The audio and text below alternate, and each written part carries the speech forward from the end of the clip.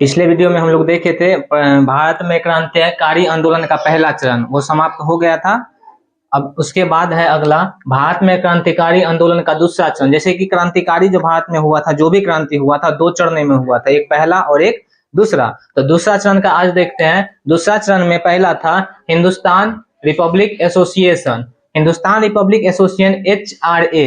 HRA क्या था? HRA एक संगठन था जो क्रांतिकारी सबने बनाया था।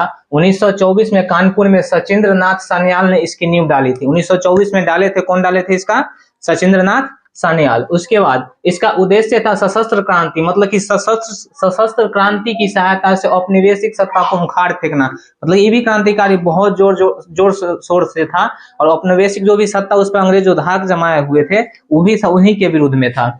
और अब इसका था HRA, और बाद में यह चल के इसी को HSRA बनाए थे। सरदार भगत सिंह जी जो थे वो इसी को मतलब कि आगे बढ़ाए थे। लेकिन इस वक्त इसका जो फुल फॉर्म था वो क्या होगा? हिंदुस्तान रिपब्लिकन आर्मी या एसोसिएशन। और इसी को बाद में बनाए HSRA, Hindustan socialist Republican association.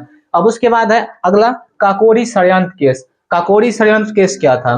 Kakori षड्यंत्र केस जो हुआ था, पूछता है क्वेश्चन, कब हुआ था? तो 9 अगस्त 1925 को, 9 अगस्त 1925 को हुआ था। 8 डाउन ट्रेन सहारनपुर से हरदोई जो ट्रेन था, सहारनपुर से जो ट्रेन हरदोई जा रही थी उसी में यह डाका डाला गया था। तो उसमें काकोरी ट्रेन में डाका डालकर सरकारी खजाने को लूटना, यह काकोरी षड्यंत्र केस था। कुछ तो सीधा पूछता था काकोरी षड्यंत्र केस क्या था? तो वो क्या था कि बस एक ट्रेन में जो डाका डालकर लूटा गया था उसी का नाम था, और वो हुआ था कौन जगह पे? काकोरी जगह पे। इसमें कुल 22 लोग अभियुक्त थे।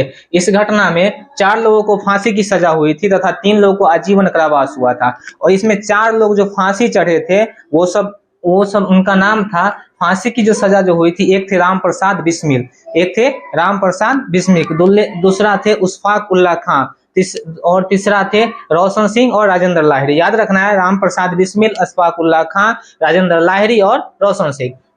राम प्रसाद बिस्मिल जो थे वो गोरखपुर से थे, अशफाक उल्ला खां फैजाबाद, और रोशन सिंह प्रयागराज जो इलाहाबाद पहले था, अभी अब प्रयागराज है। राजेंद्र लाहिड़ी गोंडा से थे। और यह काकोरी षड्यंत्र केस के मास्टरमाइंड माना जाता है किनको?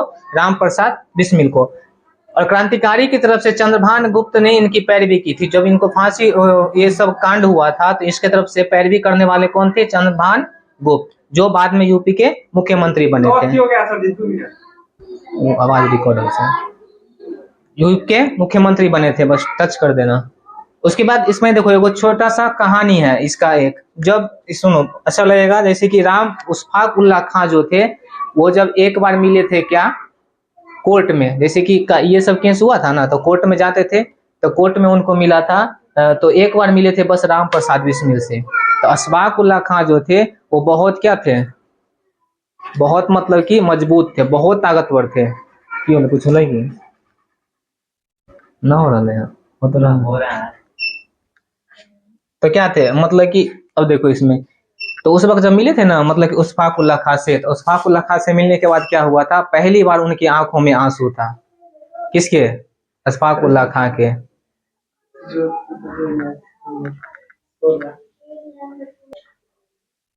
तो क्या था कि जो अशफाक उल्ला खां, उस वक्त पहली बार उनकी आंखों में आंसू आया था। तो राम प्रसाद बिस्मिल बोले थे जो मेरे शेर की आंखों में आंसू कैसे? वो कभी उनकी आंखों में आंसू नहीं देखे थे।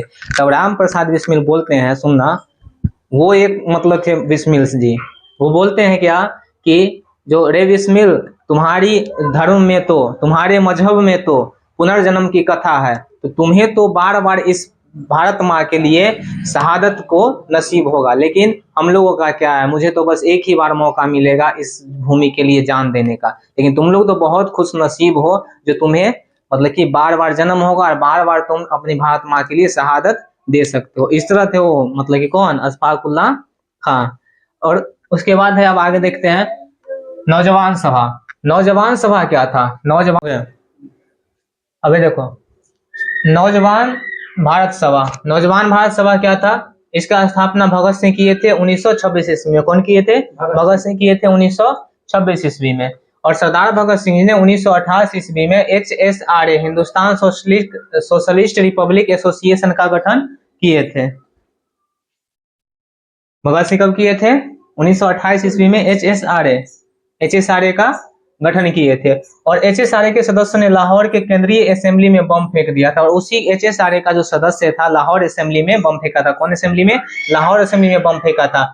सरदार भगत सिंह ने कहा अंग्रेज सोए हुए हैं और इन्हें जगाने का यही सही रास्ता है। इसी बम कांड के कारण सरदार भगत सिंह, राजगुरु और बिट्टू केशव सिंह पर मुकदमा चला गया था। किस किस पे? सरदार भगत सिंह, राजगुरु जी और बिट्टू केशव जी पर। 14 फरवरी 1931 को राष्ट्रीय पुत्रों को फांसी की सजा सुनाई गई थी।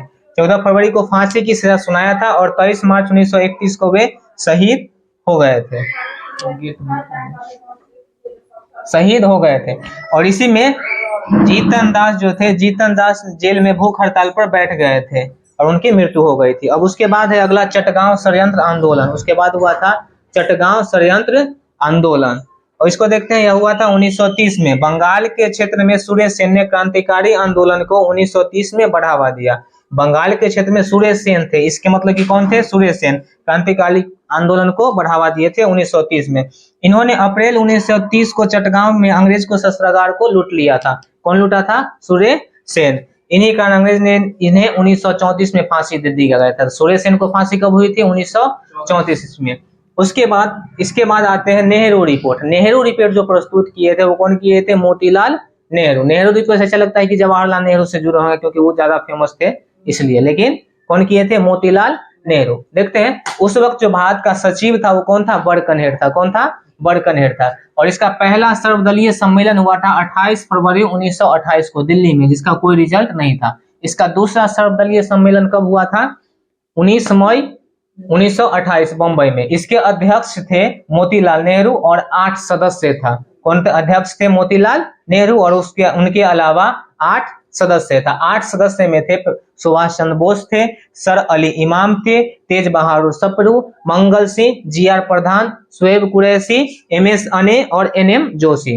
ये 8 सदस्य थे। समिति ने 10 अगस्त 1928 को आयोजित सर्वदलीय सम्मेलन में अपनी रिपोर्ट प्रस्तुत किया था। अपना रिपोर्ट कब प्रस्तुत किया गया था? 10 अगस्त 1928 को, और उसी को स्वीकार किया गया था। तो पूछेगा नेहरू रिपोर्ट को कब स्वीकार किया गया था? 10 अगस्त 1928 को। इस सम्मेलन की अध्यक्षता, जो सम्मेलन में उसको स्वीकार लिया गया था, उसकी अध्यक्षता डॉक्टर अंसारी किए थे। कौन किए थे? अंसारी किए थे। अब इसके बाद देखना है आगे है प्रमुख प्रस्ताव। नेहरू रिपोर्ट का क्या क्या प्रस्ताव दिया गया था? जो रिपोर्ट उसे उन्हें प्रस्तुत किया गया था, उस वक्त सचिव कौन था? बड़कनहेर उस समय। तो 1928 में जो मतलब कि रिपोर्ट दिया गया था उसमें क्या क्या लिख करके मांग किया गया था, इसको देखेंगे अगले वीडियो में। अब इसका स्क्रीनशॉट लेना है, स्क्रीनशॉट ले लीजिए।